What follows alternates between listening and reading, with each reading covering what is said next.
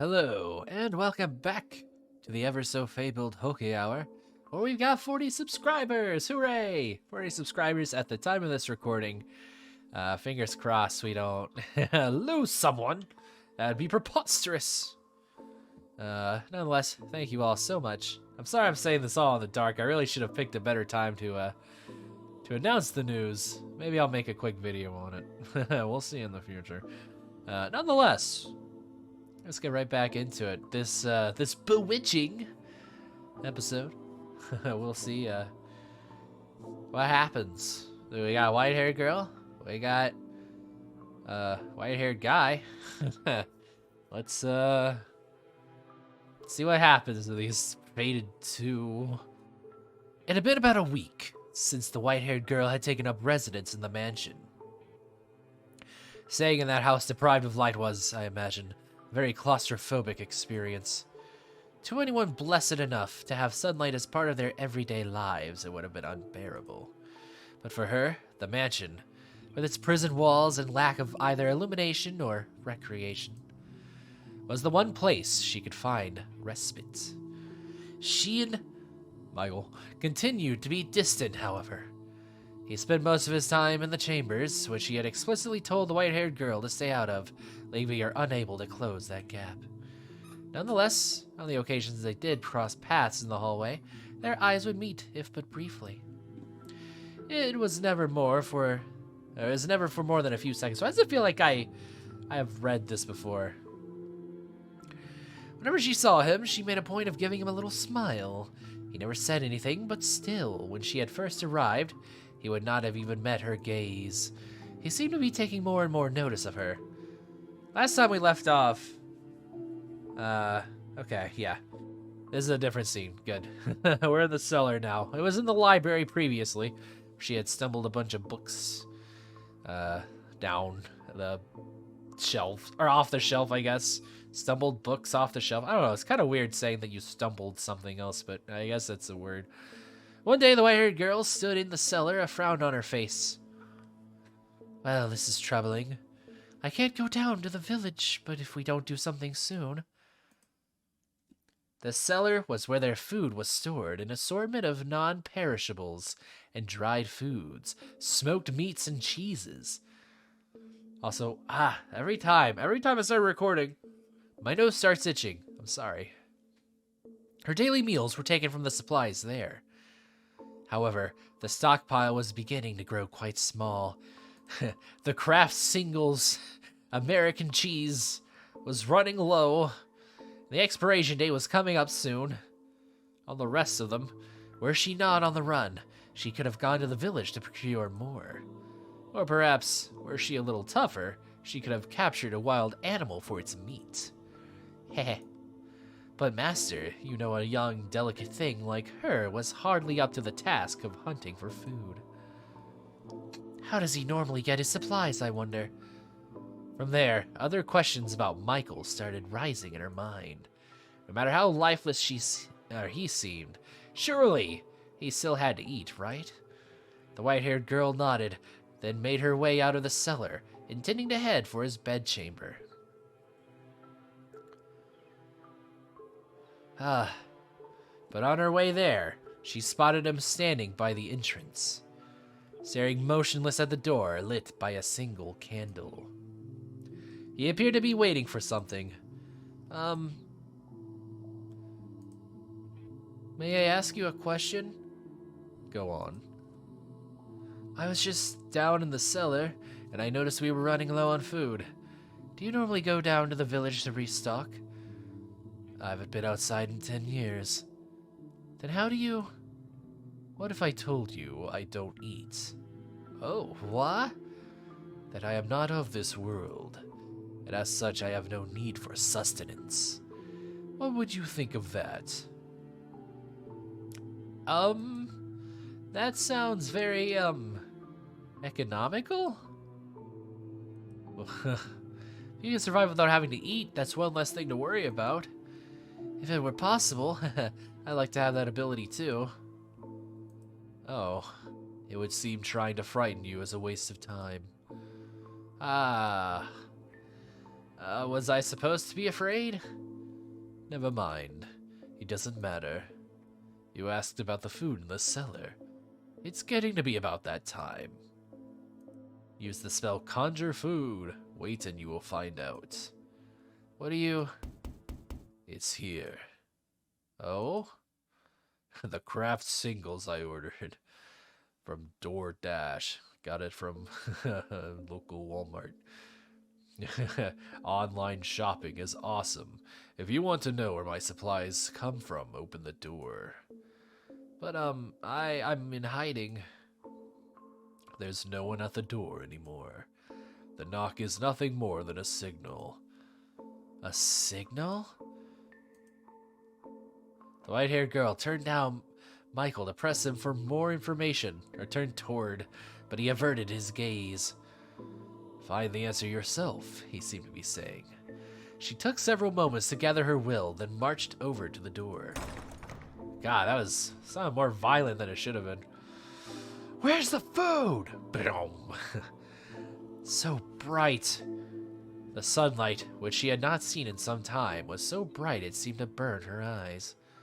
Although the sun itself had not gotten any brighter, she had simply spent so much time in the dark, her eyes were no longer accustomed to that much light. Dang, stop throwing shade at me, man. I do that. The color of her eyes made them quite sensitive to light already, so when she stepped outside, her whole world went bone white. The white-haired girl stood motionless for 10, perhaps 15 seconds, and when her eyes had finally adjusted to the light. What's this? She noticed a crate on the ground at her feet. She turned her head back to ask Michael about the box, but the mansion was so dark it appeared to be wholly severed from the outside world. From where she stood, she was unable to distinguish Michael from the shadows. A pang of nervousness struck her. She wanted to return to that darkness as quick as possible. The white-haired girl had come to yearn for the world without light more than the one with. The crate was fairly hefty.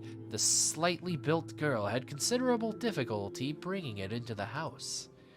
But eventually, she did manage to drag it through the front door. Kicking it down, and then everything went dark once more, except for the faint flicker of candlelight floating in the air. You can leave it there. I'll take care of the rest. What's... Without a word, Michael... Anyways, without a word, Michael approached her in the box, withdrawing a knife that he had evidently kept hidden somewhere on his person. With it, he cut through the rope that bound the box. Something was in the box rattling, a little dog. You can hear it. Go on, open it up. At his insistence, she placed her hand upon the lid. She had no idea what lay inside this unexpected delivery. Whoever had brought it was already long gone. Staring at the strange box, she was racked with nervousness. However,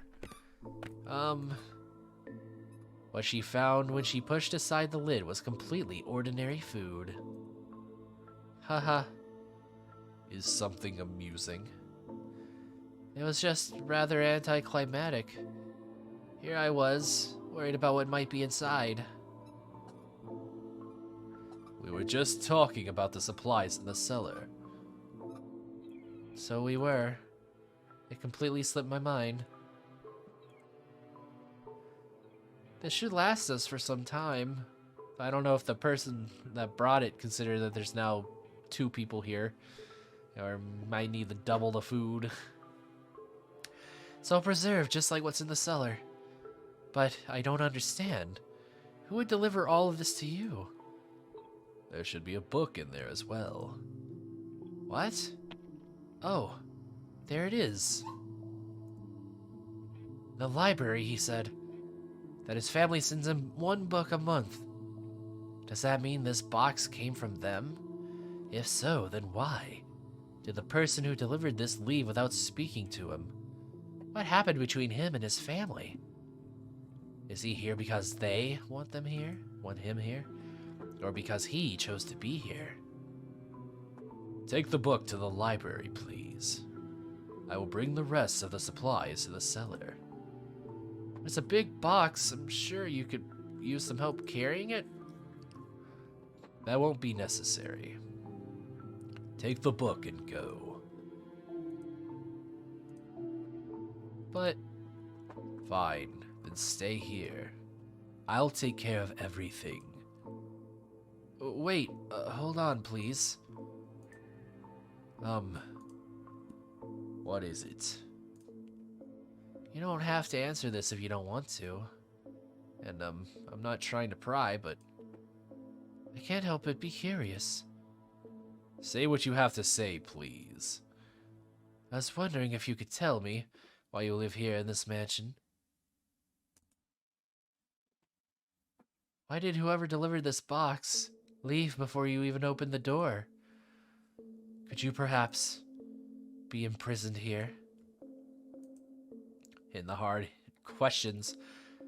Hitting the hard hitters.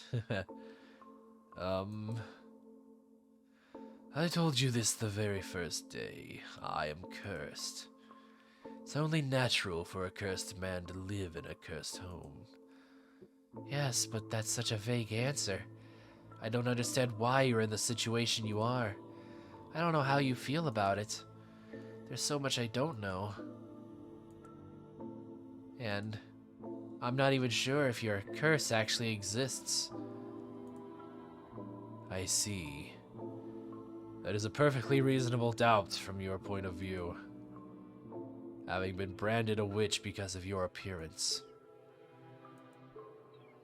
It would make sense that you would think my curse might be fabricated, or perhaps a metaphor for something else. They can't conceal just how groovy I am. Alright then, come with me. What?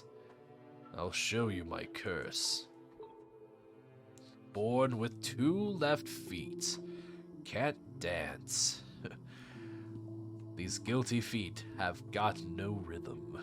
As he turned on his heels, the white-haired girl caught a glimpse of what appeared to be a smirk on his face, like the whole thing was some kind of sick joke. That smile carved into his mask was far colder than any look of annoyance or rejection. But despite the twinge of nervousness, she still followed after Michael. By the way, in case you missed an episode or whatever, I am calling him Michael on purpose. I understand his name is probably a little different. But I think Michael's funny. As much as he might have stood out in a crowd with such height and long hair, his presence was almost entirely eroded away by the darkness. She felt that he could simply fade away into nothingness at any moment. Alright, we'll find out what many things are buried here next time on Hooky Hour. So until then, I'll see ya. Bye.